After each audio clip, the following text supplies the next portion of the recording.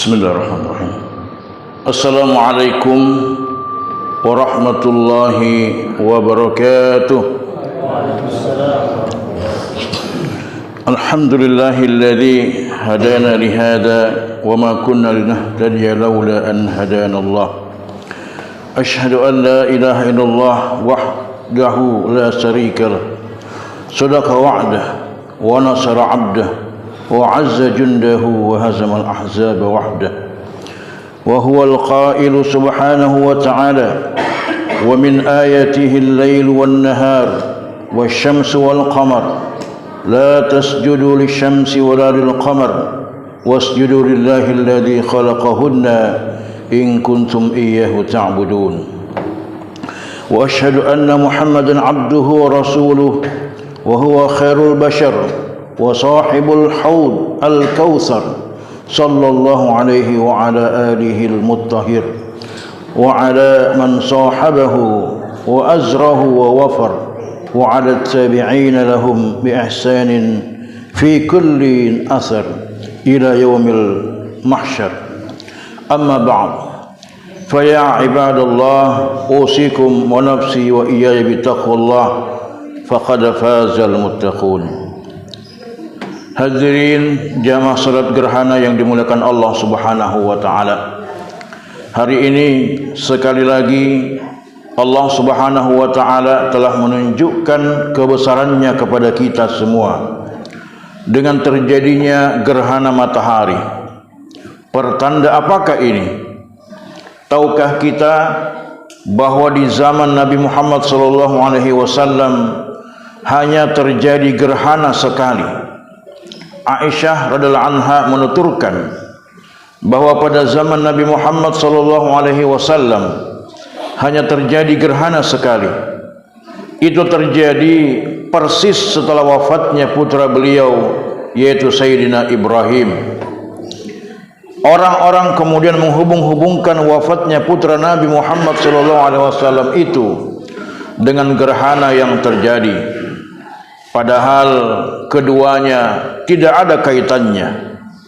Karena itu Rasulullah sallallahu alaihi wasallam bersabda, "Inna syamsa wal qamar ayatani min ayatillah la tankhasifan li mauti ahadin wala li hayatihi fa idza ra'aitum dzalika fad'ullaha wa kabbaru wa sallu wa tasaddaqu." Sesungguhnya matahari dan bulan adalah dua tanda di antara tanda-tanda kekuasaan Allah. Gerhana ini tidak terjadi karena kematian seseorang atau karena lahirnya seseorang. Jika kamu melihat gerhana tersebut, maka berdoalah kamu kepada Allah, bertakbirlah, kerjakan salat dan bersedekahlah. Hadis riwayat Imam Bukhari. Ma'asyiral muslimin, hadirin jamaah salat gerhana yang dimuliakan oleh Allah. Memang benar gerhana adalah tanda-tanda kebesaran Allah yang ditunjukkan kepada umat manusia agar manusia menyadari siapa dirinya, bahwa sehebat apapun dia dengan segala kekuasaan dan apapun yang dimilikinya, maka dia tetaplah manusia biasa. Hanya kepada Allah hendaknya manusia menyembah dan mengabdikan dirinya, bukan kepada yang lain, baik kepada sesama manusia maupun kepada matahari dan bulan. Allah Subhanahu wa taala berfirman, "Wa min ayatihi al-lail wan nahar wasyamsu wal qamar la tasjudu lil-syams wala lil-qamar wasjudu lillahi alladzi khalaqahunna in kuntum iyyahu ta'budun." Di antara tanda-tanda kekuasaannya adalah terjadinya malam dan siang, terbitnya matahari dan bulan. Maka janganlah kalian sujud kepada matahari dan bulan, tetapi sujudlah kepada Allah, zat yang menciptakan semuanya itu, jika kalian benar-benar hanya beribadah kepadanya. Surat Fussilat ayat 37. Matahari dan bulan memiliki orbitnya sendiri dan berputar seolah-olah terjadi secara alami dengan sendirinya. Padahal semuanya itu tidak terjadi kecuali atas kehendak dan pengaturan dari Allah Subhanahu wa taala. Allah berfirman, "Wasyamsu tajri limustaqarrin laha, dzalika taqdirul azizil alim." Matahari dan juga bulan itu berjalan mengikuti tempat orbitnya. Itu merupakan ketentuan Zat yang Maha Perkasa lagi Maha Mengetahui. Surat Yasin ayat 38. Karena itu terjadinya gerhana matahari dan bulan sekali lagi adalah tanda-tanda kekuasaan Allah Subhanahu wa taala. Dengan kata lain, jika Allah berkehendak, maka kapan saja Allah Subhanahu wa taala bisa membolak-balikkan peredaran matahari dan bulan dan bahkan menghentikannya. Hadirin jamaah salat gerhana yang dimuliakan oleh Allah Subhanahu wa taala. Gerhana matahari dan bulan bukan hanya tanda-tanda kekuasaan Allah biasa, tetapi ia juga merupakan tanda-tanda terjadinya hari kiamat. Ketika hari kiamat tiba nanti, maka salah satu tandanya adalah terjadi gerhana. Sebagaimana firman Allah Subhanahu wa taala, "Yas'alu ayyana yaumul qiyamah, fa idza bariqal basar wa khasafal qamar wa jumi'asy syamsu wal qamar yaqulul insanu yawma idzin aynal mafar kalla la wazar ila rabbika yawma idzinil mustaqar." Ia berkata, kapankah hari kiamat itu? Maka apabila mata terbelalak ketakutan, dan apabila bulan telah hilang cahayanya, dan ketika matahari dan bulan dikumpulkan mengalami gerhana, pada hari itu manusia berkata, kemanakah tempat berlari? Sekali-kali tidak ada tempat berlindung, hanya kepada Tuhanmu sajalah pada hari itu tempat kembali. Surat Al-Qiyamah ayat 6-12. Itulah mengapa saat terjadinya gerhana, sikap yang ditunjukkan Nabi Muhammad SAW adalah perasaan takut, gemetar dan bergegas sambil mengangkat jubahnya menuju ke rumah Allah, seolah-olah langit dan bumi akan digulung oleh Allah dan seolah hari kiamat telah tiba. Dalam riwayat Imam Al-Bukhari dari Abu Musa Al-Asy'ari radhiyallahu anhu, Nabi sallallahu alaihi wasallam bersabda, "Fa idza ra'aitum syai'an min dzalik fafza'u ila dzikrihi wa du'aihi wa wastighfarihi." Jika kalian melihat sesuatu dari gerhana itu, maka bersegeralah kalian dengan gemetar, penuh rasa takut untuk mengingatnya, berdoa kepadanya dan meminta ampun kepadanya. Hadis riwayat Imam Bukhari.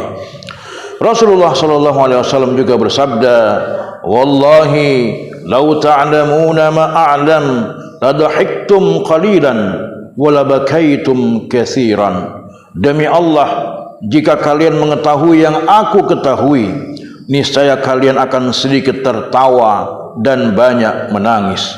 Hadis riwayat Bukhari dan Muslim. Rasulullah sallallahu alaihi wasallam telah ditunjukkan oleh Allah Subhanahu wa taala betapa dahsyatnya huru-hara hari kiamat nanti. Karena itu Nabi pun banyak menangis, meskipun Nabi Muhammad SAW telah diampuni segala kesalahannya, baik yang telah, sedang maupun yang akan datang. Tetapi beliau tetap memohon ampunan tidak kurang dari 100 kali dalam sehari semalam. Air mata beliau pun tumpah hingga membasahi lantai untuk meminta ampunan dari Rabb-Nya. Padahal beliau telah mengemban risalahnya dengan sempurna, menunaikan amanah, memberikan nasihat kepada umatnya, berdakwah dan berjihad sepanjang hayatnya. Lalu bagaimanakah dengan kita? Apa yang sudah kita lakukan untuk umat ini? Apakah kita sudah mengemban dakwah yang merupakan risalah Rasulullah SAW dengan segala tantangannya? Kalaupun sudah, apakah kita sudah pernah mengalami cercaan dan hinaan ketika mengemban dakwah seperti yang dialami oleh beliau? Sudah pernahkah kita mengalami gangguan fisik saat kita mengemban dakwah seperti yang dialami oleh Rasulullah SAW ketika beliau bergegas keluar dari Taif, kemudian orang-orang bodoh Taif melempari beliau dengan batu? Berapa buah batukah yang sudah menghunjam tubuh kita saat kita mengemban dakwah? Apakah kita juga sudah memberi nasihat kepada umat, termasuk kepada para pemimpinnya, sebagaimana yang dilakukan oleh Rasulullah SAW? Ataukah kita justru takut dan gentar, lalu tidak memberi nasihat kepada umat, tidak memberi nasihat kepada pemimpin ketika kita menghadapi pemimpin yang zalim, yang sangat tega melakukan kriminalisasi kepada para pengemban dakwah yang ikhlas? Apakah kita juga sudah berjihad sebagaimana Rasulullah SAW? Apakah kita sudah pernah mengalami luka-luka dalam berjihad seperti yang pernah dialami Rasulullah SAW dalam perang Uhud misalnya? Sungguh beliau mengalami luka yang cukup serius di perang Uhud ini. Gigi beliau patah, bibir bawahnya dan keningnya robek. Dua mata besi telah masuk melukai pipi beliau yang mulia, yang kemudian dicabut oleh Abu Ubaidah bin Al-Jarrah dengan giginya hingga copot karena sangat dalamnya besi tersebut menancap pada wajah beliau. Sudahkah kita pernah berjihad seperti ini? Sudahkah? Ataukah kita justru menjadi pengecut, menjadi penakut ketika penguasa yang sekuler menghapuskan kurikulum jihad dari sistem pendidikan kita? Sesungguhnya kita harus melakukan muhasabah terhadap kita sendiri. Mungkin saja selama ini kita kurang serius dalam mengemban dakwah dan risalah Islam. Mungkin juga kita tidak pernah memberi nasihat kepada umat, termasuk kepada para pemimpinnya, karena alasan takut rezeki akan macet atau takut ajal kita segera sampai kalau kita menasihati pemimpin yang zalim. Apatah lagi berjihad. Mungkin kita belum pernah terjun sekalipun dalam medan jihad sebagaimana Rasulullah SAW. Sikap lalai dalam menjalankan amanah mengemban dakwah, menasihati umat dan berjihad seperti ini, semuanya ini sungguh dapat menghalangi kita untuk dapat masuk ke dalam surganya Allah Subhanahu wa taala, dan justru dapat menyeret kita masuk ke nerakanya. Betapa berat hisab kita kelak di hadapan Allah Subhanahu wa taala.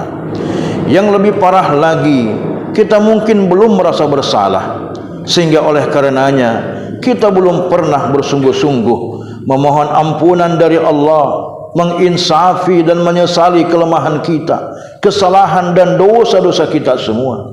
Kita mungkin belum pula berkomitmen untuk tidak mengulangi semua kesalahan itu.